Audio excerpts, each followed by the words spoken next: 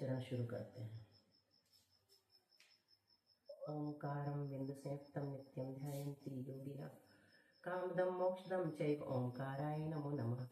अविरल शब्द घनोग प्रक्षालित सकल भूतल मल कलंका मुनि विरूपासित तीर्थ सरस्वती हरतो न दुरितान् अज्ञानतिमिरान्धानां ज्ञानाञ्जन शलाकया चक्षुरुन्मीलितं येन तस्मै श्रीगुरवे नमः। श्री परम गुरवे नमः। परम्पराचार्य गुरवे नमः।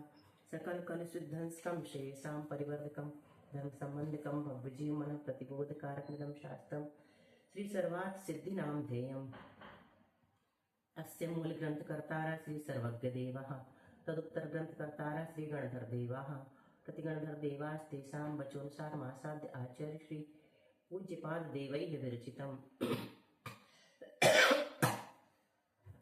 मंगलम भगवान वीरो मंगलम गौतमगणि मंगलम कुंदकुंदाद्यो जैन धर्मोस्तु मंगलम सर्वमंगल मांगल्यम सर्वकल्याणकारकम प्रधानम सर्वधर्माणां जैनम जयतु शासनम्। कोटिशतं द्वादश्चैव कोट्यो लक्षान्यशीतिस्त्रधिकानि चैव पञ्चाशदष्टौ च सहस्रसङ्ख्या मेतत्सुतं पञ्चपदं नमामि अर्हन्त्यभाषीयर्थं गणहरदेवी गन्त्यं सम्मं प्रणमामि भक्तियुक्तो सुदनानमो वयं शिरसा इच्छामि वन्ते सुभक्ति कवसगो कतस्थलोच्यो अंगों पैण्य पाहुड़ परियम सुत प्रणमान्यो पुव्वगय चूलिया चैव सुत्तथै विधम कायं तयानिच्यकालम् अंचेमि पूजेमि वंदामि नमंसामि दुःखखो कमखो गोहिलाहो सुगैगमनं समाहिवर्णं निर्गुण संपत्ति हो मध्यम। नमो अरहंताणं नमो सिद्धाणं नमो आयेरियाणं नमो उवज्झायाणं नमो लोये सव्यसाहूणम्। श्रुतजलधिपारगेभ्यः सपरमत्विभावनापटुमतिभ्यः सुचरिततपोनिधिभ्यो नमो गुरुभ्यो गुणगुरुभ्यः। 36 गुण समग्गे पंचविहाचार करण संदरिसे शिष्यानुग्रह कुशले धम्मायर्ये सदा वंदे गुरुवत्ति संयमेनय तरन्ति संसार सायरं घोरं छिन्नन्ति अट्टकम्मं जम्मन मरणं न पावन्ति ये नित्यं व्रतमन्त्रहोम निरता ध्यानाग्निहोत्राकुला षट्कर्माभिरतास्तपोधनधना साधुक्रिया साधवा शीलप्रावरणा गुणप्रारणाश्चन्द्रार्कते ज्योतिका मोक्षद्वारिकपाटपाटनभटा प्रीणन्तु मां साधवः गुरुवा पान्तु नो नित्यं ज्ञानदर्शननायिका चारित्रार्णव गंभीरा मोक्षमार्गोपदेशका इच्छामि वन्ते आयरिवत्ति कावसगो कौतस्थालोच्यो सम्मिनान् समिदस्स समचारि जुत्ताणं पंचविहाचारणम् आयर्याणम् आयारादि सुदनानो वदेश्याणम् उवज्झायाणं तिरण्वन्पालनयाणं सवसावणं नित्यकालम् अंचेमि पूजेमि वन्दामि नमंसामि दुःखखो कमखो वहिलाहो सुगैगमनं समाहिमनं निर्गुण संपत्ति हो मध्यम। मोक्षमार्गस्य नेतारं वेत्तारं कर्मभूभृतां ज्ञातारं विश्वतत्त्वानां वंदे तद्गुणलब्धये। आचार्य पूज्यपाद स्वामी जी महाराज की जय। संत शिरोमणि आचार्य गुरु श्री विद्यासागर जी महाराज की जय। जय।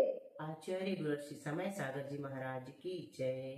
आचार्य गुरु श्री प्रज्ञा सागर जी महाराज की जय। 3 नव करोड़मणि महाराज की जय। द्वादशांग जिनवाणी माता की जय। संपूर्ण आरिका माता जी की जय। पूज्य गुरुमती दृढ़मती आदि सभी बड़ी माता जी की जय। आरिका श्री एक्सपात चिंतनमती माता जी की जय। सिद्धि महान ग्रंथराज की जय। बुआ वासु और छोटी बुआ ने मेरे साथ में ज्वाइन किए हैं, ठीक है? मुझे लग रहा था क्योंकि यदि ऐसा नहीं होता तो आवाज नहीं आती वहां से।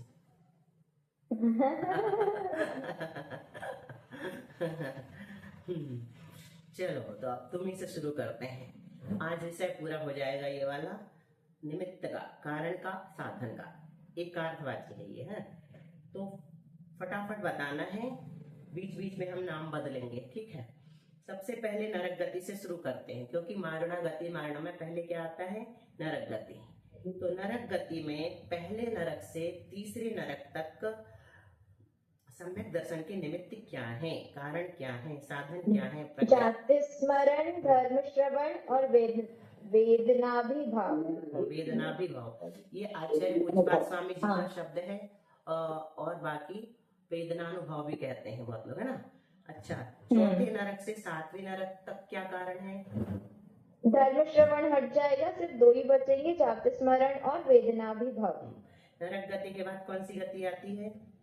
त्रियंच गति। त्रियंच गति में और मनुष्य गति में एक से कारण है। विशेष बोलेंगे, विशेष जी आप बोलिए, ठीक है। मनुष्य गति में और त्रियंच गति में जाति स्मरण, धर्म श्रवण और जिनबिंब दर्शन। ठीक है, बहुत अच्छा। ये दोनों हो गई अपनी गति। अब बची देव गति।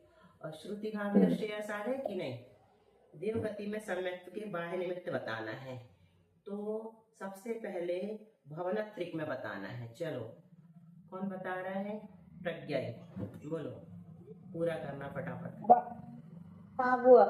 धर्म श्रवण, जिन महिमा दर्शन और जाति स्मरण। और एक और है, 4 है, देवरिद्धि दर्शन। देवरिद्धि दर्शन। उसको देवरिद्धि दर्शन भी कह सकते हैं।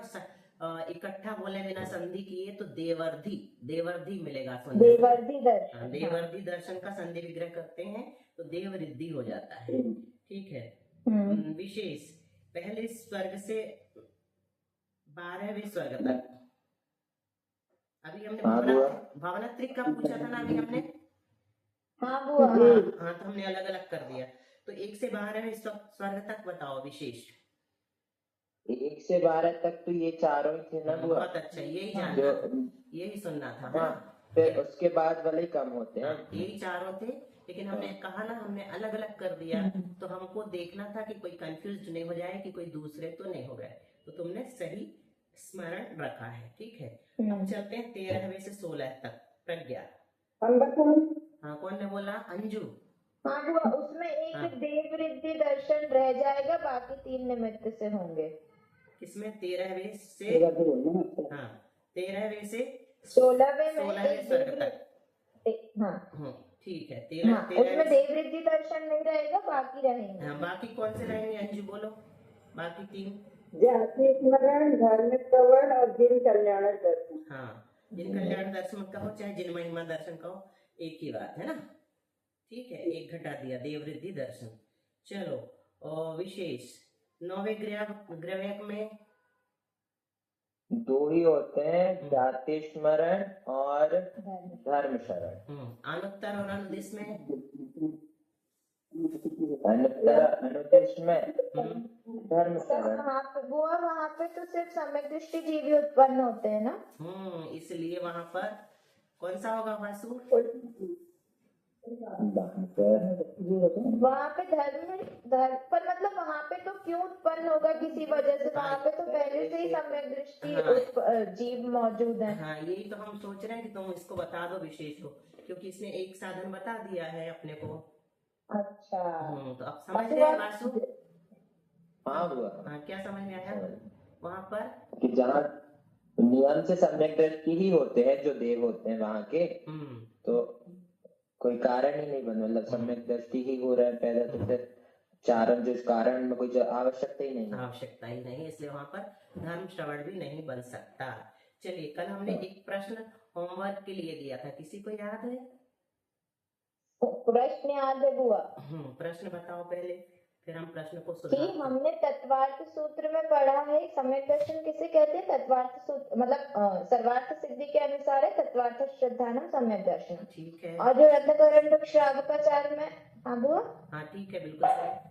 और जो रत्नकरंडक श्रावकाचार्य में पढ़ा है वो गाथा थी कि श्रद्धानम परमार्थानाम वाली जो पूरी गाथा है। तो इन दोनों सम्यक दर्शन में क्या अंतर है, ये आपने प्रश्न कल बोला था। ठीक है, तो तत्वार्थ श्रद्धानम सम्यक दर्शनम जो है उस उदाहरण को हम फिर से बोलते हैं जो कल हमने बताया था। उसमें तुमको उसमें हम प्रश्न उठाएंगे, फिर तुम लोग को बताना है कि उसमें क्या क्या निमित्त बनते हैं उस मिथ्या दृष्टि जीव को जो आचार्य श्री के पास जाकर के कहता है कि मुझे भी दीक्षा लेना। सुनो, यहाँ पर ये याद रखना कि वो मिथ्या दृष्टि था जो गया था, लेकिन भव्य था, ठीक है। तो उस ठीक है। मिथ्या दृष्टि भव्य जीव ने आचार्य ऋषि से जाके कहा कि मुझे दीक्षा दे दीजिए। तो आचार्य ऋषि ने कहा कि पहले सम्यक दर्शन तो प्राप्त कर लो, अभी तो तुम कुछ करते भी नहीं हो, मंदिर भी नहीं जाते हो। तो उसने कहा कि ठीक है, गया और दूसरे दिन से स्वाध्याय की कक्षा में जाके बैठने लगा जो मंदिर में चलती थी। तो उसे समझ में आ गया कि उसको क्या क्या करना है। उसने पूजा आदि शुरू कर दिया, जो व्यवहार सम्यक दृष्टि के और लक्षण होते हैं वो सब शुरू कर दिया। और आचार्य ऋषि के पास पहुंच गया 1 साल बाद कि आचार्य ऋषि मुझे सम्यक दर्शन हो गया है, आप मुझे दीक्षा दे दीजिए। आचार्य ऋषि ने कहा कि तुम क्या करते हो? तो उसने कहा सच्ची देव शास्त्र गुरु का सच्चा श्रद्धान मुझे हो गया है। तो उन्होंने कहा कि अभी तुम पंडित दौलत राम जी की कक्षा के और सम्यक दृष्टि हो जाकर के आचार्य समंत भद्र जी की कक्षा में बैठ जाओ। तो वहां जाके बैठा तो उसको सुनने में आया कि 3 मूर्ता से रहित, 8 अंगों से सहित और 8 मदों से रहित जब सच्चे देव शास्त्र गुरु का श्रद्धान होगा तब मैं सम्यक दृष्टि कहलाऊंगा। तो उसने अपने अंदर खोज की कि मेरे अंदर 3 मूर्ता तो नहीं है ना। तो उसने देखा कि है। उसने खोज की कि 8 मद तो नहीं है, तो है 8 अंगों का पालन तो कर पा रहा हूँ कि नहीं, तो नहीं कर पा रहा हूँ। फिर चला गया वापस और 2 साल तक आचार्य समंत भद्र की कक्षा में अध्ययन किया, स्वाध्याय किया। फिर पहुंचा आचार्य ऋषि के पास, अब मैं आचार्य समंत भद्र का भी सम्यक दृष्टि बन गया हूँ, मुझे दीक्षा दे दीजिए। तो उन्होंने कहा कि अभी तुम आचार्य समंत भद्र के सम्यक दृष्टि हो, अभी तुम्हें कुंद आचार्य के सम्यक दृष्टि बनना है और जाकर के साधना घर पे करो। फिर गया, फिर साधना की और उसे समझ में आ गया कि भेद विज्ञान जब हो जाता, विवेक का अर्थ होता भेद विज्ञान। जब तक शरीर आत्मा है, शरीर और आत्मा पृथक पृथक है, ऐसा हमें ज्ञान नहीं हो जाएगा, तब तक हम पूर्ण सम्यक दृष्टि नहीं कहलाएंगे, दीक्षा के योग्य नहीं कहलाएंगे। तो क्या उदाहरण दिया था कि हमारे सर में दर्द हो तो ऐसा समझ में आए कि पड़ोसी के सिर में दर्द हो रहा है ना। लेकिन लगता क्या है, हमारे विशेष के सिर में दर्द होता तो हमारे भी सिर में दर्द होने लगता है ना। ऐसा इतना राग और मोह हमारे अंदर अभी है, तो अभी हमारे अंदर भेद विज्ञान नहीं हुआ। तो अब बताइए, इसमें सबसे पहले तो विशेष बताएगा, नहीं अंजू बताएगी, 3 मूर्ताओं के नाम बताओ। सविता दीदी बोलो। रुको, जब किसी का नाम बोले तो दूसरा कोई भी नहीं बोलना। जूम में हमने मैसेज डाला है ना, डिस्टर्ब होता है। हाँ सविता दीदी बता रही हो। देव मूर्ता, लोक मूर्ता, जो मूर्ता। हाँ, ये 3 मूर्ताएं हैं। और 8 मद के नाम कौन बताएगा? प्रज्ञा। हाँ प्रज्ञा बताओ, चलो। ज्ञानम पूजम कुलम जातिम बल वृद्धि तपो प्रभु अष्टावश्रित मानित्यम स्मयमाहुर्त तस्मय। बस ठीक है, अर्थ नहीं बताना है। 8 अंगों के नाम कौन बताएगा? पिंकी दीदी। निशंकित, निकांचित, निर्विचिकित्सा, अमूल दृष्टि, उपगूहन, स्थितिकरण, वात्सल, प्रभावना। बस अभी हम नाम बस जान रहे हैं, इनके अपने आप हमारी क्लास के दौरान अर्थ और परिभाषाएं आ जाएंगी, है ना। अब हमारा प्रश्न ये है कि जिसके द्वारा जीवादि पदार्थ कहे गए हैं उनका भी श्रद्धान करो। तो किसके द्वारा कहे गए हैं जीवादि पदार्थ? अच्छा, पहला प्रश्न, रुको 1 सेकंड, प्रज्ञा बताएगी। इस उदाहरण के अनुसार उस मिथ्या दृष्टि जीव को किस निमित्त से सम्यक दर्शन हुआ? कौन कौन से 2 निमित्त से सम्यक दर्शन हुआ? चलो 2 बता दिया हमने, विशेष या प्रज्ञा, 2 में से कोई भी बोल दो। धर्म श्रवण हुआ। बहुत अच्छा, धर्म श्रवण होगा। हाँ होगा, सही है। हेलो, हाँ सही है, आवाज नहीं आ रही क्या? धर्म श्रवण होगा एक तो। हाँ सही है वो। आगे अभी बोलो। अटक गई थी आवाज। अच्छा, दूसरा बोलो। और कुंभ दर्शन। हाँ सही है, बिल्कुल सही, क्योंकि इसने देव दर्शन भी शुरू कर दिया। तो दोनों में से कोई भी निमित्त बन सका होगा, यानी दोनों एक साथ नहीं बनेंगे, 2 में से कोई भी एक कारण से उसको सम्यक दर्शन हुआ होगा, है ना। तो अब हमने कहा कि जिनके द्वारा ये जीवादि पदार्थ कहे गए हैं, तो किनके द्वारा कहे गए हैं जीवादि पदार्थ? किनके द्वारा कहे गए हैं जीवादि पदार्थ? सर्वज्ञ देव। हाँ, सर्वज्ञ देव के द्वारा, या अपन कह सकते हैं अरिहंत भगवान के द्वारा। तो इन सबका अरिहंत भगवान के द्वारा इन सबका प्रारूपण किया गया है। तो हम क्या करेंगे? अरिहंत भगवान का श्रद्धान करेंगे तो हमारा तत्वार्थ श्रद्धान रहेगा, है ना। क्योंकि हम अरहंत को मानेंगे तो अरहंत की बात भी मानेंगे, और उनके द्वारा कही गई जो बात है उसको अपन क्या कहते हैं, बीच में नहीं बोलो, किसकी आवाज आ रही, उनके द्वारा कही गई जो बात है उसको अपन क्या कहते हैं, भगवान की वाणी को, हाँ जिनवाणी, जिनवाणी कहते हैं। तो क्या हो गया, देव और शास्त्र दो हो गए, है ना। और जिनवाणी शास्त्र को जो मानते हैं, इस मार्ग में जो लगे हैं, उनको अपन क्या कहते हैं, गुरु। तो देव शास्त्र गुरु का सच्चा श्रद्धांवी तत्वार्थ श्रद्धान कहलाता है। यानी देव शास्त्र गुरु तीनों तत्वार्थ रूप ही हैं। इसलिए श्रद्धानम परमार्था नाम का अर्थ है परमार्थ भूत, परमार्थ भूत। जो सच्चे देव शास्त्र गुरु हैं उनका 3 मूर्ताओं से रहित और 8 अंगों से सहित और 8 मदों से रहित श्रद्धान करना। तो 7 तत्वों को भी श्रद्धान कहा है, 9 पदार्थ को भी तत्वार्थ कहा है, 7 तत्वों को भी तत्वार्थ कहा है, 9 पदार्थों को भी तत्वार्थ कहा है।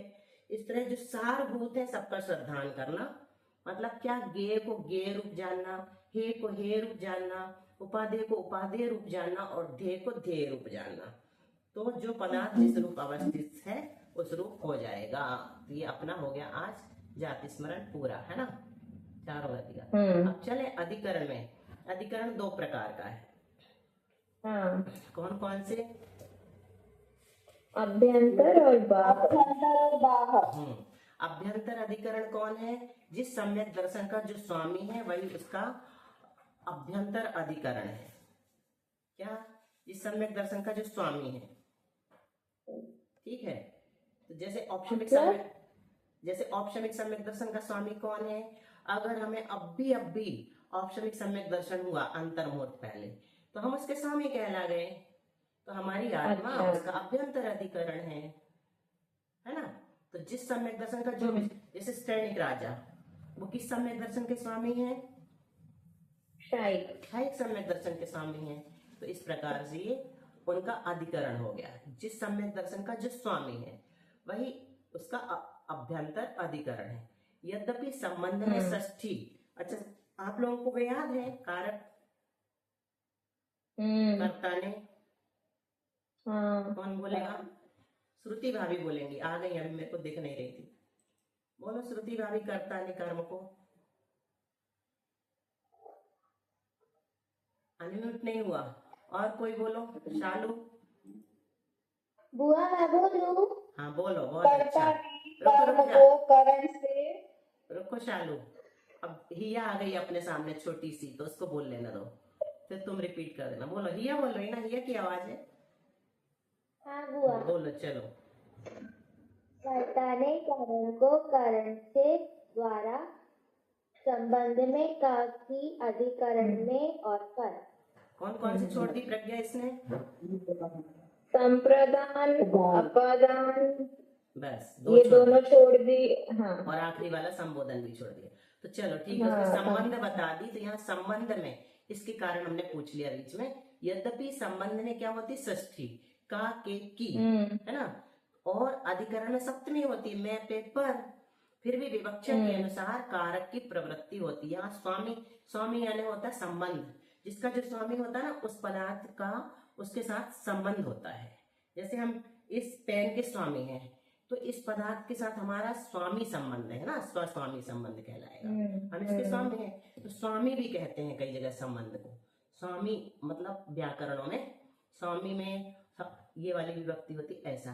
तो यहाँ पर क्या किया है, संबंध में षष्ठी और अधिकरण में सप्तमी विभक्ति होती है, लेकिन विवक्षा के अनुसार कारक की प्रवृत्ति होती, इसलिए षष्ठी विभक्ति के द्वारा स्वामित्व का कथन यहाँ कर दिया है। जिसका जो स्वामी है, ये कहा ना, षष्ठी बना दिया, जबकि अधिकरण में सप्तमी होनी चाहिए थी, है ना, लेकिन यहाँ पर षष्ठी बताई, स्वामी बताया।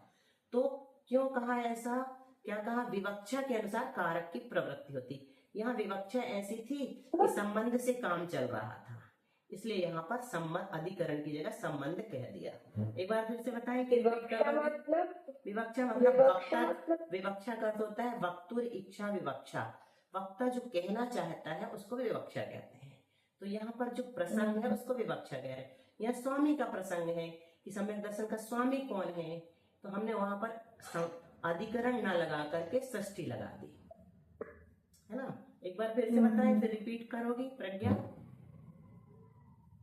हाँ अभी कर देती हूँ, गलत यही हो हम सकता है, गलत यही हम बोलूं। एक्सपेक्ट कर रहे थे, इसलिए हमने वैसे पूछा घुमा के। चलो बताओ। तो प्रश्न ये है कि अधिकरण में होता है मैं पे पर, संबंध से स्थापित होता है काके की रारेरी, ठीक है। तो यहाँ अधिकरण है तो फिर संबंध क्यों आ गया? तो उसका उत्तर ये है कि वक्ता जो कहना चाहता है उसके अनुसार कारक की प्रवृत्तियां होती हैं कि कौन सा कारक आएगा। तो यहाँ की विवक्षा के अनुसार जो है वो संबंध, जो षष्ठी का संबंध वो बन रहा था, इसलिए वो कारक आ गया, ना कि अधिकरण वाला। बहुत बढ़िया, आ गया सबको समझ में, है ना? आ गया। उसके स्थान में अधिकरण का कथन। बाह्य अधिकरण क्या है? लोकनाड़ी। अब चलो बताओ अंजू, नहीं श्रुति भाभी, लोकनाड़ी कितने राजू लंबी है?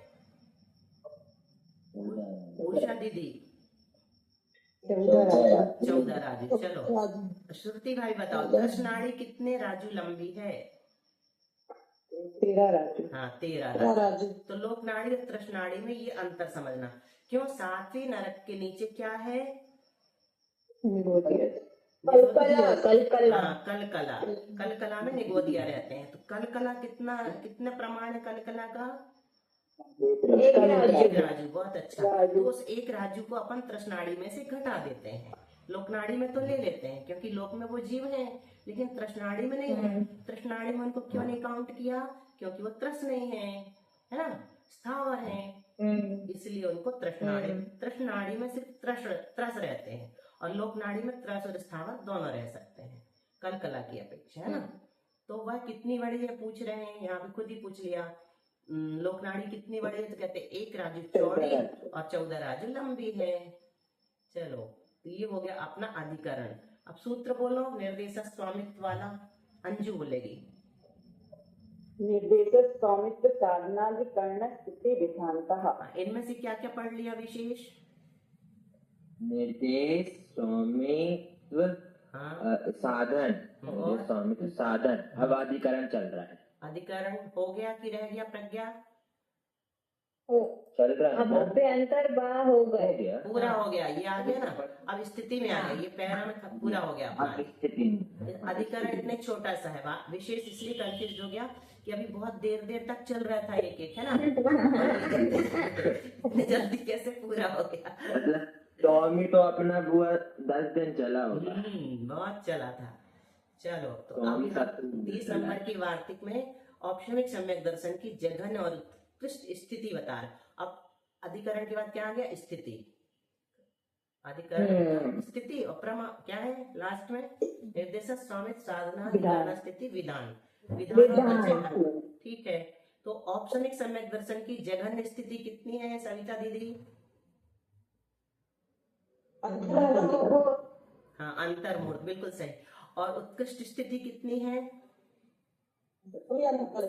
हाँ वो भी अंतर्मूर्त, बिल्कुल ठीक है। अब चलो छायिक सम्यक दृष्टि पिंकी दीदी बताएंगी। छायिक सम्यक दर्शन की संसारी जीव की जगन स्थिति अंतर्मूर्त है। और ये तो ठीक है, सबको पता है ना, अंतर्मूर्त में भी मोक्ष जा सकता है, बता दिया था। अगर केवली भगवान के समावसर में बैठा है कोई जीव, वही सम्यक दर्शन प्राप्त करता है तो वहीं के वहीं मुक्त भी हो सकता है अंतर्मुक्त में, समावसर में भगवान से पहले। समझ में आया? अंतर्मुक्त कैसे बनेगा, है ना? आगे समझ में शालू?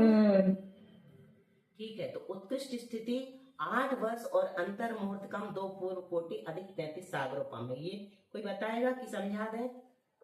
इनकी दीदी कोशिश करोगी? क्या क्या गया था? क्या हो गया था दीदी? हमारा हाँ चलो, हमारा भी बंद हो गया था। हाँ अच्छा हमारा भी ऐसे कैसे? हाँ चलो हाँ सुनो। हाँ 30th नंबर की वार्तिक फिर से ले रहा है। औपचारिक सम्यक दर्शन की जघन और उत्कृष्ट स्थिति एक अंतर्मूर्ति, तो सविता दीदी ने बता दी थी, है ना। और छायिक सम्यक दर्शन की संसारी जीव के जघन स्थिति अंतर्मूर्त है। तो ये हमने बताया कि कोई जीव छायिक सम्यक दृष्टि केवली भगवान के समावसर में बैठा है और अंतर मुहूर्त आखिरी उसके जीवन के बच्चे हैं, उसमें वो छायिक सम्यक दर्शन प्राप्त करके भगवान से भी पहले वही समावसरण से ही मुक्त हो सकता है और वहां पर केवली बन करके बैठ सकते हैं। वो भी कितने सारे केवल ज्ञानी बैठे रहते हैं, पता है आप लोगों को? भगवान के समावसरण में बहुत सारे। अब चलो उत्कृष्ट स्थिति हम पूछ रहे थे पिंकी दीदी से। उत्कृष्ट स्थिति 8 वर्ष और अंतर्मुहूर्त कम 2 पूर्व कोटि अधिक 33 सागरोपम है। लेकिन रुको, इसके लिए हम ये पढ़ देते हैं पहले टिप्पणी। ये 1 नंबर डाला है, मतलब फुटनोट है। तो छायिक सम्यक दृष्टि उसी भाव में, ये सबको पता है, तीसरे भाव में या चौथे भाव में मोक्ष जाता है। जो चौथे भाव में मोक्ष जाता है वह पहले भोग भूमि में, उसके बाद देव पर्याय में जन्म लेकर और अंत में मनुष्य होकर मोक्ष जाता है। जो तीसरे भाव में मोक्ष जाता है वह पहले नरक में या देव पर्याय में जन्म लेकर अंत में मनुष्य होकर मोक्ष जाता है। ठीक है, यहाँ तक का सबको पता है। यहाँ 3 और 4 भावों में छायिक सम्यक दर्शन के उत्पन्न होने का भाव भी ग्रहण किया है, यानी दोनों मनुष्य भाव है ना। संसारी जीव के, समझ में आ रहा है, इसको समझाने की जरूरत नहीं है ना, 4-5 लाइन। हाँ वो आ रहा है। हाँ, संसारी जीव के छायिक सम्यक दर्शन की यह उत्कृष्ट स्थिति 3 भाव की अपेक्षा बताई। कौन सी उत्कृष्ट स्थिति? ये वाली जो हम पूछने वाले हैं। 8 वर्ष अंतर मुहूर्त कम 2 पूर्व कोटि अधिक 33 सागरोपम, ये वाली जो है ना, ये 3 भाव की अपेक्षा बताई है ना। 4 भाव की अपेक्षा, हाँ 4 भाव की अपेक्षा नहीं बताए। अभी हम पूछेंगे वो कैसे, इसी में बताएंगे। प्रथम और अंत के 2 भाव मनुष्य पर्याय के लिए है। अच्छा चलो, अभी हम प्रश्न बन गया। कौन बताएगा? शालू नहीं, श्रुति भाभी। शालू का म्यूट है। श्रुति भाई बताओ कि मनुष्य भाव की उत्कृष्ट स्थिति कितनी है? मनुष्य की एक सी है, बताओ, किसी की भी बताओ।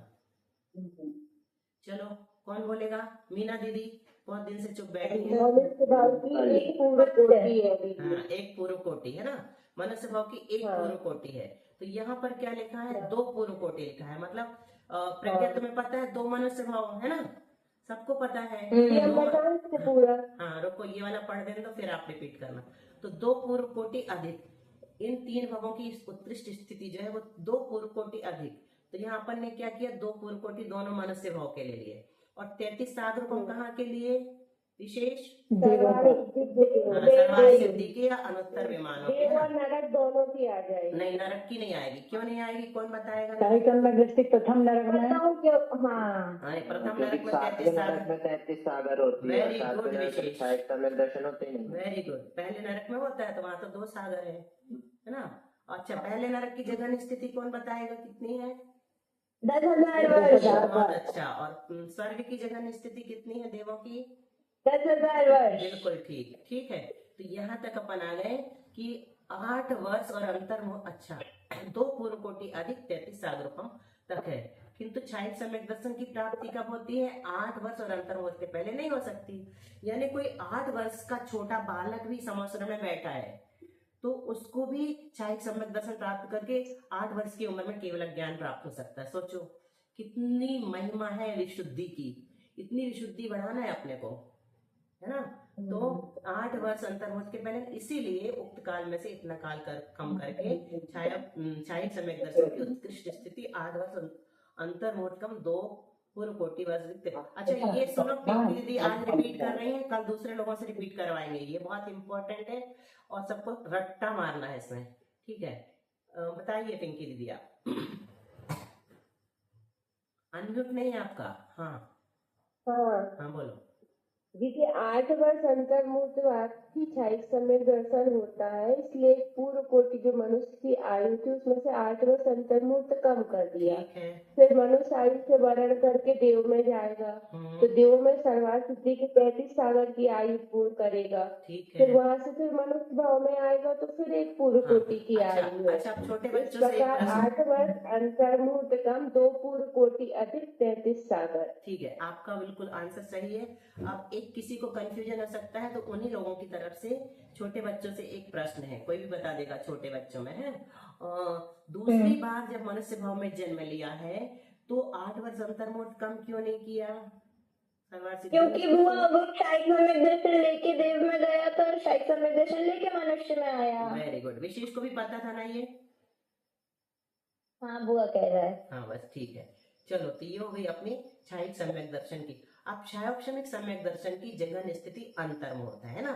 जैसे हमको अभी छायोक्षमिक सम्यक दर्शन हुआ और ज्यादा कम से कम टिकेगा तो अंतर्मुहूर्त तो टिकेगा, वो फिर छूट जाएगा परिणामों के खेल के कारण। परिणाम पल पल में बदलते रहते हैं। तो कम से कम कितना टिकता है, अंतर्मुख टिकता है। देखो किसी को प्रथम, एक नई बात बता रहे, किसी को प्रथमोपसम सम्यक दर्शन के बाद छायोपशमिक सम्यक दर्शन हुआ, ठीक है, और फिर इसके बाद वो फिर मिथ्यात्व में चला गया, फिर दोबारा फिर से उसको छायोपशमिक सम्यक दर्शन हुआ, तो अब उसको करण नहीं कर, देखो छायोपशमिक सम्यक दर्शन के पहले 2 करण करने पड़ते हैं। 2 करण कौन कौन से उषा दीदी? अधःकरण अपूर्वकरण। अधःकरण और अपूर्वकरण, बिल्कुल ठीक। तो 2 करण करने पड़ते हैं, लेकिन अगर वो फिर से मिथ्यात्व में आ गया, फिर से उसको जाना, जल्दी जल्दी जाना है, तो उसको कोई करण नहीं करने पड़ते। क्यों? उसको कहते हैं दृष्ट पथ। जैसे हम मान लो मुंबई गए, हम नहीं गए, प्रज्ञा गई, हम तो ज्यादा घूमते घामते नहीं ना, तो प्रज्ञा मुंबई गई और कहाँ गई, इंदु के घर पहुंची। एक बार वो सच्ची में पहुंची थी धोखे से, तो फिर उसने पहली बार इंदु का घर देखा, फिर दोबारा वो फिर से मुंबई गई। तो पहली बार जब वो गई ना तो पूछते पाछते गई, लेकिन दोबारा जब गई ना तो आसानी से चली गई। क्यों पहुंच गई आसानी से बिना पूछे पाछी? क्योंकि वो उसके लिए दृष्ट पथ हो गया था। बहुत सारे साइन बोर्ड वगैरह उसको याद थे, उसको लग रहा था कि वो सही जा रही, वो बिना पूछे भी चले गए। तो जो बार बार सम्यक दर्शन छायोपशमिक जल्दी जल्दी प्राप्त करता है, तो उसको 2 करण की भी आवश्यकता नहीं होती, क्योंकि उसको दृष्ट पथ कहते हैं, उसने रास्ता देख लिया है, अब ज्यादा उसको पुरुषार्थ करने की जरूरत नहीं है।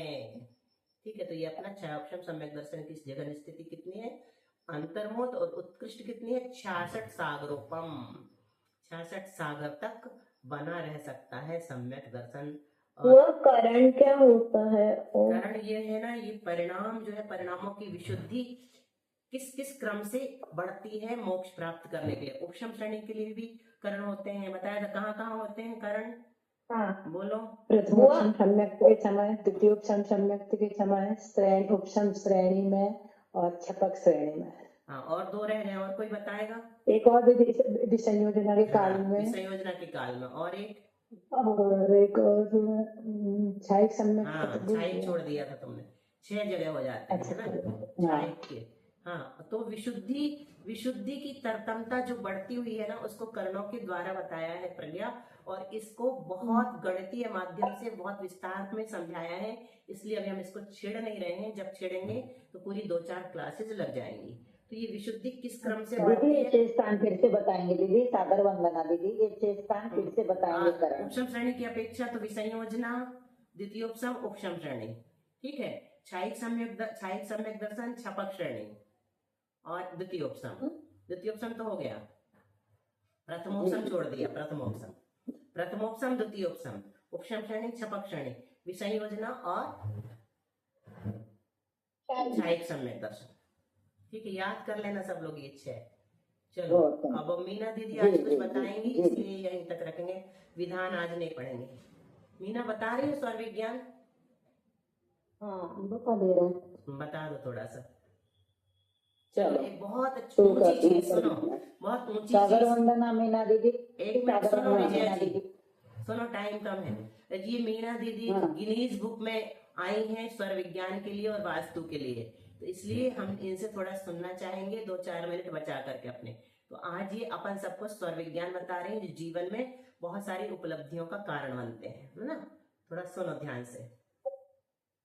चलो देखो स्वर विज्ञान के बारे में देखा जाए तो लगभग 50% लोगों को इसका नॉलेज है अभी यहाँ पढ़ने वाले स्टूडेंट के लिए, क्योंकि सबने काफी लंबे समय से स्वर विज्ञान के बारे में सुने हैं, और बहुत सारे लोगों को स्वर विज्ञान आता भी होगा, उसको प्रैक्टिस भी करते होंगे, लेकिन फिर भी दीदी का इंटरेस्ट है कि सुनाओ तो सुना देते, कोई दिक्कत नहीं है, और शॉर्ट में ही बताएंगे, ज्यादा डिटेल में नहीं करेंगे, क्योंकि सबको आता है इसलिए। तो स्वर विज्ञान एक रहस्यात्मक विद्या है, इसका वर्णन सबसे ज्यादा यदि देखने में आया है तो सुखचंद्राचार्य जी द्वारा रचित ज्ञान अर्णव ग्रंथ में आया है।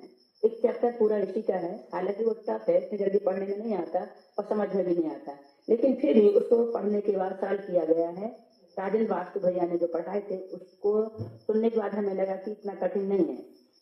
और स्वर विज्ञान में जैसा कि स्वर नाम ही अपने आप में परिचित है उससे, तो 3 ऐसे तो 72,000 नाड़ियां होती हैं हमारे शरीर में, उसमें 3 नाड़ियां प्रमुख हैं, इड़ा, पिंगला और सुषुम्ना। तो इड़ा नाड़ी मीन्स होता है चंद्र स्वर, पिंगला मीन्स होता है सूर्य स्वर, और सुषुम्ना दोनों नाक से जो हवा निकले वो सुषुम्ना कहलाता है। तो हमें चेक करना है सबसे पहले कि हमारा कौन सा स्वर चल रहा है, चंद्र स्वर चल रहा है, सूट चल रहा है या सुषुम्ना चल रहा है। यदि लेफ्ट साइड की नाक से तेज गति से हवा बाहर निकल रही है तो हम समझेंगे कि हमारा चंद्र स्वर चल रहा है, और राइट की तरफ से चल रहा है तो सूट स्वर चल रहा है, और दोनों नथने से बाहर निकल रही हवा तेज गति से तो सुषुम्ना स्वर चल रहा है। ये तो हमने स्वर की पहचान कर ली है, लेकिन स्वर को चेंज करना भी आना चाहिए। इसमें 3 बातें होती है, एक तो स्वर चेक करना, फिर चेंज करना, फिर चैलेंज देना, है ना। तो हम चैलेंज कब देंगे, जब हमारी पढ़ाई पूरी हो जाएगी। तो हमने अभी चेक करना सीख लिए हैं और लगभग सबको आता भी है चेक करना। अब चेक करना तो आ गया, लेकिन चेंज करना भी तो आना चाहिए ना। चेंज कैसे करेंगे? तो चेंज करने का सबसे अच्छा एक तरीका होता है, यदि हमको चंद्र स्वर चलाना है तो सूट स्वर की करवट में सो जाए तो चंद्र स्वर चलने लगेगा, और यदि सूट स्वर चलाना है तो चंद्र स्वर की करवट में, मीन्स बाएं करवट में सो जाए तो हमारा सूट स्वर चलने लगेगा, और सुषुम्ना चलाना है तो सीधा सो जाए। क्लियर? ऐसे कोई विशेष कठिन नहीं है, समझ में जल्दी आएगा। दीदी की क्लास बहुत कठिन लगती है, जल्दी समझ में नहीं आती, लेकिन स्वर विज्ञान बहुत सरल है ना। तो हमको यदि चंद्र स्वर चलाना है तो क्या करना होगा, दाएं करवट सोना है, और सूट स्वर चलाना है तो बाएं करवट सोना है, और सुषुम्ना चलाना है तो सीधा सोना। इसके साथ यदि ऐसा नहीं कर पा रहे, कहीं बाहर जा रहे हैं, हमको स्वर चेंज करना है, तो हम वहां लेटने की जगह नहीं है, कहाँ लेटेंगे, तो फिर क्या करें? तो उसके साथ सबसे अच्छा तरीका है थोड़ा सा झुक जाए। लेफ्ट कहते एक हम ये कौन सा स्वर है, राइट है, मीन्स सूट स्वर है, तो ऐसा थोड़ा सा इसमें वजन देंगे तो ये साथ हल्का हो जाएगा, तो ऑलरेडी ये हमारा चंद्र स्वर चलने लगेगा। इसी प्रकार से यदि हमको सूट स्वर चलाना है तो चंद्र स्वर का ज्यादा वजन दे दें, झुक जाए तो सूट स्वर चलने लगता है। अब सवाल ये है कि इन स्वर को बदलने की जरूरत क्या है? तो सबसे अच्छी पहचान तो ये है कि यदि हमको कोई शुभ कार्य करने हैं, अच्छे कार्य करने हैं, अच्छे कार्य कौन से होते हैं? एग्जाम देने जाना, है ना, और मकान बनवाना, जमीन खरीदना, ध्वजारोहण करवाना, निधि प्रतिष्ठा करना आदि बहुत सारे अच्छे कार्य माने हैं। तो जो भी अच्छे कार्य है उसमें हमको चंद्र स्वर चलाना है, और जो भी बुरे कार्य हैं, अशुभ कार्य हैं, उनमें सूर्य स्वर चलाना है। तो बुरे कार्य कौन से होते हैं? युद्ध करना, लड़ाई झगड़ा करना, व्यायाम करना, कुश्ती लड़ना, ये सब बुरे कार्य कहलाते। कोर्ट कचहरी के कार्य करना है, इसमें सूर्य स्वर चलना चाहिए। और सुषुम्ना कब चले? जब हम ध्यान करने बैठते हैं, उस समय हमारा सुषुम्ना स्वर चलना चाहिए। सुषुम्ना जब भी हम ध्यान करने बैठेंगे पद्मासन लगा के, तो उस समय अपने आप हमारा सुषुम्ना स्वर चलने लगेगा, और जैसे ही सुषुम्ना स्वर चलेगा वैसे हमारा ध्यान में मन लगने लगेगा। कई लोग कहते हैं दीदी हमारा स्वर ये ध्यान करने में बिल्कुल मन नहीं लगता, क्या करें? तो उनको ये कहो कि आप सुषुम्ना स्वर चला लें। फिर कैसे चलाएं सुषुम्ना स्वर? पद्मासन लगा करके, शवासन से, और या नासाग्र दृष्टि से। जितने भी तीर्थंकर होते हैं उनकी सबकी नासाग्र दृष्टि होती है। वो नासाग्र दृष्टि क्यों रखते हैं? क्योंकि वो हर समय ध्यान में लीन रहते हैं, और जब हमको ध्यान करना है, स्थिरता लाना है, मन की एकाग्रता लानी है, तो हमें सुषुम्ना स्वर चलाना ही होगा। और नहीं चल रहा है तो हम पद्मासन लगा कर बैठ जाएं। अब कई लोग ऐसे, जैसे सविता से हम कहें पद्मासन लगा लो, तो सविता दीदी कभी लगा पाएगी क्या पद्मासन? संभव नहीं है। क्या करें? हम भी नहीं लगा पाएंगे। लगा लेती नहीं, बहुत अच्छी बात है, लगा लेते तो बढ़िया है। और नहीं लगा पाती हो तो सीधा सो जाओ, सीधा सोने में तो कोई दिक्कत नहीं है ना। शवासन कहते हैं जैसे सीधा सो जाए। ये भी नहीं कर पाए तो नासाग्र दृष्टि करने, नाक के अग्रभाग में दृष्टि करने से सुषुम्ना स्वर चलता है। जब ध्यान करने बैठते हैं उस समय हमें सुषुम्ना स्वर चलाना चाहिए, चाहे नासाग्र दृष्टि से चलाए, चाहे पद्मासन से चलाए, चाहे शवासन से चलाए। जैसे कि हमने चंद्र स्वर चलाए, सूर्य स्वर चलाए, ऐसे सुषुम्ना भी चलाना चाहिए। और हर 6 घंटे में हमारा स्वर चेंज, हमें स्वर चेंज करने की तो हर 3 घंटे में आदत डालनी है। दिन में कम से कम 6 बार स्वर चेंज करने की आदत डालें।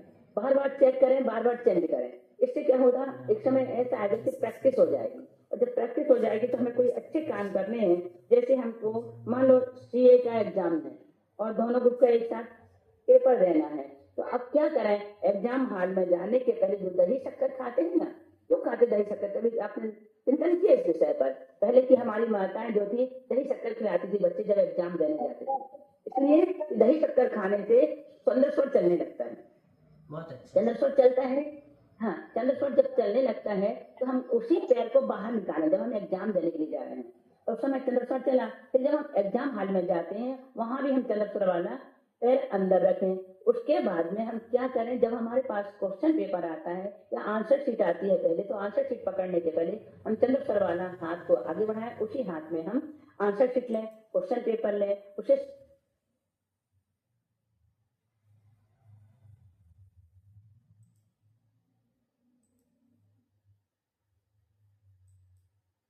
जवानी के ज्ञान से सूझे लोकालोक, सोवाणी मस्तक धरूं सदा देत हो धो।